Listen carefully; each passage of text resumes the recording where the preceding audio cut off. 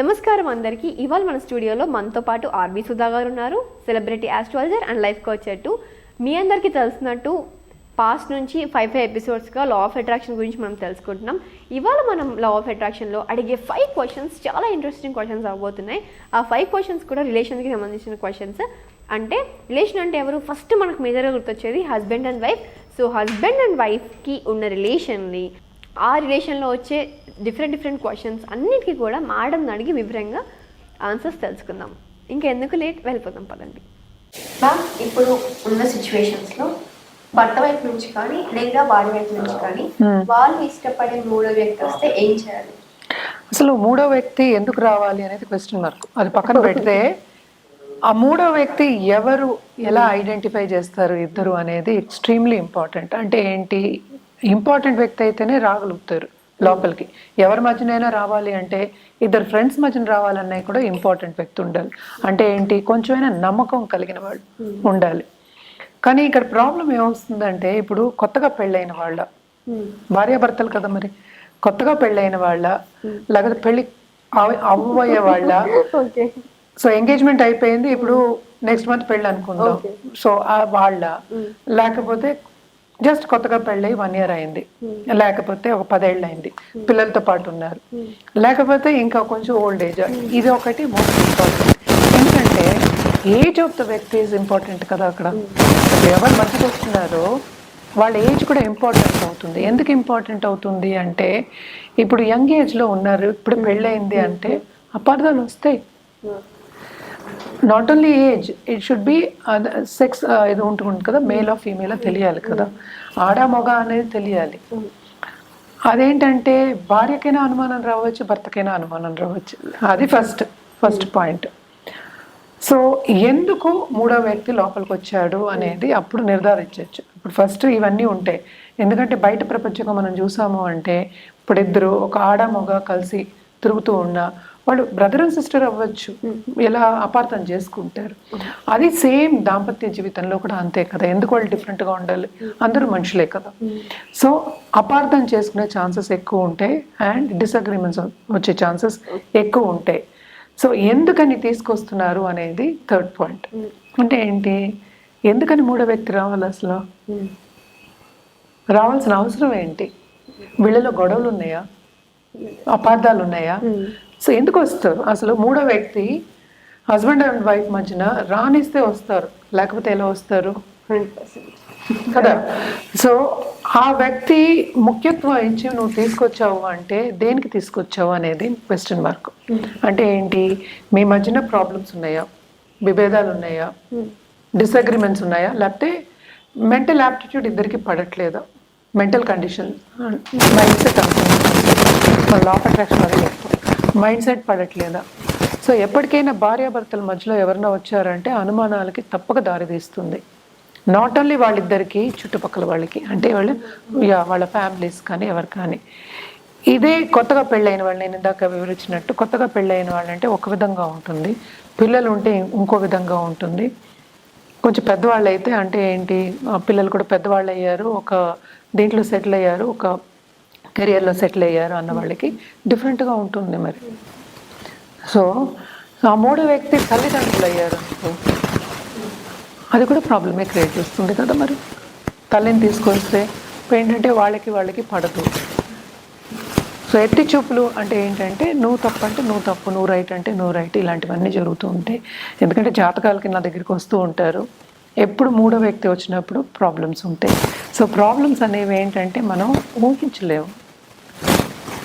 So ఎలా ఊహిస్తాం, మనం ఊహించలేము. సో మూడో వ్యక్తి వస్తున్నాడు, వాడు వస్తోంది అన్నప్పుడే వాళ్ళని అప్పుడే కట్ చేయాలి. That is only solution. ఎలా చేయాలి అనేది ఏంటంటే, భార్యాభర్తలు కూర్చొని మాట్లాడుకోవాలి. మాట్లాడుకోకుండాను మూడో వ్యక్తిని తీసుకొస్తే ఏమవుతుంది, కలహాలు వస్తాయి కుటుంబంలో. అంటే ఏంటి, బాగా జరుగుతున్న ఒక టైం అనుకుందాం, ఎంజాయ్ చేస్తున్నారు, టైము చాలా బాగుంది అనుకుందాం, అప్పుడు అలాంటి టైం అంతా వెళ్ళిపోతుంది. సో అది దేనికి దారితీస్తుంది, విభేదాలకి, ఆర్గ్యుమెంట్స్కి, డిసగ్రిమెంట్స్కి దారితీస్తుంది. సో మూడో వ్యక్తి ఎప్పుడైనా వస్తున్నాడు, రాణిస్తున్నారు అంటే ఏదో భార్యాభర్తల్లోనే ప్రాబ్లం ఉంది అనేది లెక్క. అంతే కదా.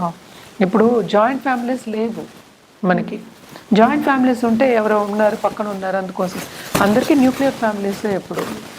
సో అలాంటప్పుడు జాగ్రత్తగా ఉండడం. ఎందుకంటే దాంపత్య జీవితం అనేది మనం ఎప్పటికైనా అనుకునేది ఏంటంటే 100 ఏళ్ల పంట అంటాం. అంటే ఏంటి, మన జనరేషన్ని కూడా చూసుకోవాలి.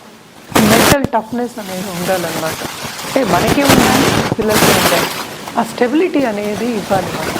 ఆ స్టెబిలిటీ ఇవ్వాలి అనుకున్నప్పుడు భార్యాభర్తలు సన్నిహితంగా ఉండడం అనేది ఇంపార్టెంట్. సో మూడో వ్యక్తిని నువ్వు ఎందుకు తీసుకొస్తున్నావు అనేది క్వశ్చన్ మార్క్. ఇద్దరు కూర్చుని మాట్లాడుకుని దాన్ని నివృత్తి చేసుకోవాలి. ఆ నివృత్తి చేసినప్పుడు తెలుస్తుంది అసలు ఎందుకు ఏంటి అనేది. ఏదైనా మిస్అండర్స్టాండింగ్ వచ్చి ఉండొచ్చు, గబుకుని దూరిపోతారు కొంతమంది. సో అలాంటప్పుడు ఫ్రెండ్సే ఉంటారు అలా దూరిపోయేవాళ్ళు, అడ్వైస్లు ఇస్తూ ఉంటారు. అది కరెక్ట్ అయిన అడ్వైసా లేదా అని మనకి తెలియనప్పుడు మనం ఏం చేస్తాం? సో ఎప్పటికైనా మూడో వ్యక్తి రాకుండా చూసుకోవడం అనేది ఇంపార్టెంట్. మ్యామ్, ఇప్పుడు భర్త వైపు నుంచి ఉన్న బంధువులతో భార్య గురించి ఏదైనా గొడవలు వస్తే వైఫ్ అండ్ హస్బెండ్ కూర్చొని ఎలా స్పందించుకోవాలి? వైఫ్ అండ్ హస్బెండ్ గురించి స్పందించేదే ఉంది, వాళ్ళు రిలేటివ్స్తోనే స్పందించాలి కదా ఫస్ట్. అదే నువ్వు అడిగేది అదే కదా క్వశ్చన్. ఇప్పుడు రిలేటివ్స్ వస్తే ఏం చేయాలి అంటే ప్రాబ్లమ్స్ అనేవి వస్తాయి. హ్యూమన్ రిలేషన్షిప్స్లో ప్రాబ్లమ్స్ రాకుంటే ఎవరు లేరు. అందులో నలుగురు కూర్చుని మాట్లాడుకున్నారు అంటే నలుగురికి ఒకే ఒపీనియన్ ఉండదు. అది నార్మల్ హ్యూమన్ బిహేవియర్ మనం మాట్లాడేది. కానీ దీంట్లో స్పెసిఫిక్గా నువ్వు అడిగిన క్వశ్చన్ ఏంటంటే వాళ్ళిద్దరూ ఎలా స్పందించాలి, అది కరెక్ట్ క్వశ్చన్. ఎందుకంటే ఒక్కళ్ళు స్పందించడానికి లేదు, భార్యాభర్తలు కలిసే స్పందించాలి. ఎందుకంటే ఇప్పుడు భర్త వైపు వాళ్ళు ఇప్పుడు ఎవరైనా సరే, ఇప్పుడు భార్య వైపు వాళ్ళు ఉంటారు, భర్త ఏమో మిస్బిహేవ్ చేశారు అనుకుందాం కాసేపు. ఇట్స్ ఓన్లీ ఎవరి గురించో మనం మాట్లాడటలేదు జనరల్గా. అలాగే భార్య కూడా కొంచెం మిస్బిహేవ్ చేసింది అని. సో కొన్నిసార్లు మనం అర్థం చేసుకోవాలి, యువతల వాళ్ళు కూడా అది అర్థం చేసుకోవాలి. అది ఫస్ట్ పాయింట్. ఎందుకు అర్థం చేసుకోవాలి అంటే మనకి రిలేషన్షిప్ మెయింటైన్ చేయాలి అంటే యువతల వాళ్ళు అర్థం చేసుకోవాలి, మనం అర్థం చేసుకోవాలి. It's as simple as that. But ఇప్పుడు భార్య భర్తలు కలిసి మాట్లాడుకుని ఇలా ప్రాబ్లం ఉంది, భార్య వెళ్ళి భర్తతో చెప్పి, ఇప్పుడు నువ్వు అడిగిన క్వశ్చన్కి సో భర్తతో చెప్పి ఇలా ఉంది పరిస్థితి, వీళ్ళు ఇట్లా మాట్లాడారు, నాకు నచ్చట్లేదు, లేకపోతే ఇలా ప్రాబ్లం ఉంది, ఇలా అయింది, ఇలా అవుతుంది, ఏం చేయాలి అని ఒక సొల్యూషన్ అడిగినప్పుడు కానీ, లేకపోతే ఒక ఆన్సర్ ఏమైనా అడిగినప్పుడు కానీ ఆ భర్త భార్యని రెస్పెక్ట్ చేస్తే కనుక తప్పక ఇద్దరూ కలిసి మాట్లాడడం అనేది జరుగుతుంది. సన్నిహితం ఉండాలి. ఇప్పుడు భార్యాభర్తల అండర్స్టాండింగ్ ఉంటేనే ఇది జరుగుతుంది. ఇప్పుడు ఏంటంటే వాళ్ళంతే, మా వాళ్ళు అంతే, ఇలా మాట్లాడే వాళ్ళు ఉంటారు. మా వాళ్ళు అంతే, నువ్వే అడ్జస్ట్ అవ్వాలి. అది ఎవరిల్లు? తన ఇల్లు. సో నువ్వే అడ్జస్ట్ అవ్వాలి, ఇలా అనేవాళ్ళు కూడా ఉంటారు. సో మనం ఫ్లిప్ సైడ్ మాట్లాడుకోవాలి, నెగిటివ్ సైడ్ మాట్లాడుకోవాలి, పాజిటివ్ సైడ్ మాట్లాడుకోవాలి. సో ఇప్పుడు సన్నిహితంగా ఉండడం అనేది వెరీ ఇంపార్టెంట్. సో సన్నిహితంగా ఉన్నప్పుడు ఏమవుతుంది, ఒక సొల్యూషన్ అనేది మనకు వస్తుంది. సో ఎలా సన్నిహితంగా ఉండాలని మనం చెప్పలేము, ఒక ఎపిసోడ్లో అయ్యే కాదు ఇదంతా ఇన్డెప్త్ చాలా ఉంటాయి. ఎందుకంటే హ్యూమన్ ఎమోషన్స్ ఇవి. సో ఫస్ట్ మాట్లాడుకోవాలి, భార్యాభర్తలు ఇద్దరు కలిసి వెళ్ళి బంధువులతో మాట్లాడాలి. అది ఫస్ట్ పాయింట్. ఎందుకని తర్వాత ఏమంటారు, నీ భార్య ఇట్లా మాట్లాడింది అంటారు విడిగా మాట్లాడితే. సో లేకపోతే మీ ఆయన ఇట్లా మాట్లాడని ఆవిడ చెప్పడం, సాడీని చెప్పడం అంటూ ఉంటాం. సో ఇలా చాలా వస్తాయి మనకి. అదేదో మధ్యవర్తో వచ్చేసి మొత్తం తినేసాడు అన్నట్టు ఉంటుంది అన్నమాట. సో ఇద్దరు గొడవ పడుతున్నప్పుడు సో ఫస్ట్ మనకి గొడవ రాకుండా చూసుకోవాలి, అది ఫస్ట్. అందుకనే అన్న సన్నిహితం ఉంటేనే అవుతాయి. అంటే ఏంటి, అండర్స్టాండింగ్ అనేది కొంతైనా ఉండాలి. అదే ఏంటంటే ఇప్పుడు కొత్తగా పెళ్ళైన వాళ్ళకి it will be very difficult. So ఇదే కొంచెం సీజన్డ్, అంటే ఏంటంటే అలవాటు అయిన వాళ్ళు, కొద్ది రోజులు అలవాటు అంటే సహజీవనం చేసిన వాళ్ళు, అందం కాసేపు కలిసి ఉన్నవాళ్ళు, దాంపత్య జీవితంలో ఉన్న వాళ్ళు అయితే వాళ్ళకి అండర్స్టాండింగ్ అనేది వస్తుంది. అండర్స్టాండింగ్ వచ్చినప్పుడు వీళ్ళకి ఆన్సర్ ఇవ్వడం అనేది ఈజీ అవుతుంది. ఎందుకంటే రెస్పెక్ట్, ఎవరింట్లో వాళ్ళకి రెస్పెక్ట్ ఉండడం అనేది వెరీ వెరీ ఇంపార్టెంట్. రెస్పెక్ట్ లేకుండా ఎవరు ఉండలేరు. ఒక ఉద్యోగ రీత్యానే మనం రెస్పెక్ట్ ఎక్స్పెక్ట్ చేస్తాం. సో నీ సొంత ఇంట్లో రెస్పెక్ట్ చేయలేదు, వాళ్ళ మూలన ప్రాబ్లం వచ్చింది అంటే న్యాచురలీ ఏంటి, నిన్ను రెస్పెక్ట్ చేయట్లేదని అక్కడ వస్తుందన్నమాట. ఓకే, సో రెస్పెక్ట్ అనేది అటు భార్యకి ఇంపార్టెంట్, అటు భర్తకి వెరీ ఇంపార్టెంట్, ఇద్దరికి ఇవ్వాలి. సో ఇంకోళ్ళ ఇంట్లో ఉన్నప్పుడు మనం కూడా జాగ్రత్తగానే మసులుకోవాలి. ఇవి రెండు చాలా ఇంపార్టెంట్.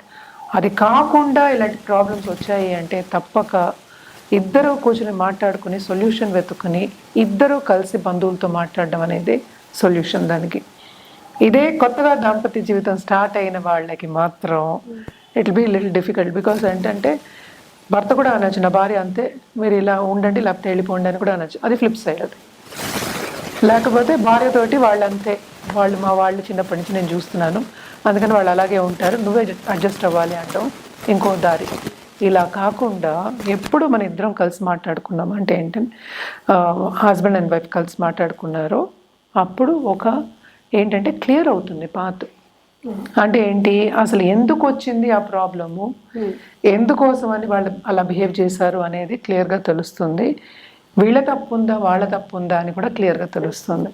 ఇది తెలిసినప్పుడు సొల్యూషన్ వెతుక్కోవడం కానీ మాట్లాడుకోవడం కానీ, అంటే ఆ సిచ్యువేషన్కి తగ్గట్టు మాట్లాడాలి కదా, తగ్గట్టు మాట్లాడడం కానీ జరుగుతున్నప్పుడు అప్పుడు ఎవరికి మిస్అండర్స్టాండింగ్స్ రాకుండా సొల్యూషన్ తెచ్చుకోవడం అనేది జరుగుతుంది. మోస్ట్ ఇంపార్టెంట్ అదే కదా, లాంగ్ టర్మ్ రిలేషన్షిప్, ఎవరిని వదులుకోలేము ఇక్కడ. సో మాట్లాడుకుని ఒక తీర్వు అంటే ఏంటి, ఒక సొల్యూషన్ తెచ్చుకోవడం, అది కూడా ఏంటంటే పాజిటివ్గా సొల్యూషన్ తెచ్చుకోవడం అనేది వెరీ ఇంపార్టెంట్. లా ఆఫ్ అట్రాక్షన్లో మనం అదే చెప్తాం ఎప్పుడు, ఏంటంటే పాజిటివ్గా ఉండమని చెప్తాం. వచ్చింది సిచ్యువేషను, దానికి సొల్యూషన్ వెతుకుదాం అనుకోవాలి. అదే ఎమోషనల్గా అయిపోయి తిట్టేసుకుని డిసగ్రిమెంట్స్ వచ్చేసేసి విభేదాలు వచ్చేస్తే అది బాగుండదు.